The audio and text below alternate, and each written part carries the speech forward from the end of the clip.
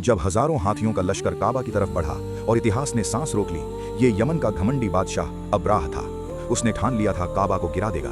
उसने कहा था मक्का झुकेगा, काबा गिरेगा और लोग मेरी शान में सजदा करेंगे।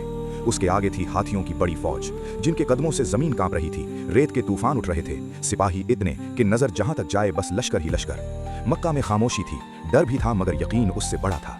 रसूल अल्लाह के दादा अब्दुल मुत्तलिब काबा के दरवाजे से लिपट गए, आंखें आसमान की तरफ उठाईं और कहा, ए अल्लाह, ये घर तेरा है और तू ही इसकी हिफाजत करेगा। मक्का खाली हो गया, सामने सिर्फ तन्हा खड़ा था काबा। जैसे ही अब्राह ने चिल्लाकर कहा, हमला करो, सबसे बड़ा हाथी आगे बढ़ा मगर अचानक बैठ गया। उसे मारा गया, खींचा गया, मगर वो मक्का की तरफ एक कदम भी ना बढ़ सका। तभी हवा का रुख बदला, आसमान पर अंधेरा छा गया।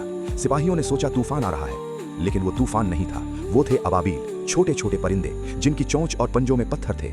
और अगले ही पल आसमान से पत्थर बरसने लगे, हर पत्थर निशाने पर, जिस पर गिरता उसे चीर देता। चीखें गूंजने लगी, हाथी भागने लगे, लश्कर टूट कर बिखर गया।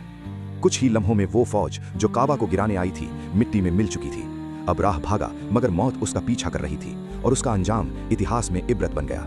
और काबा आज भी खड़ा है।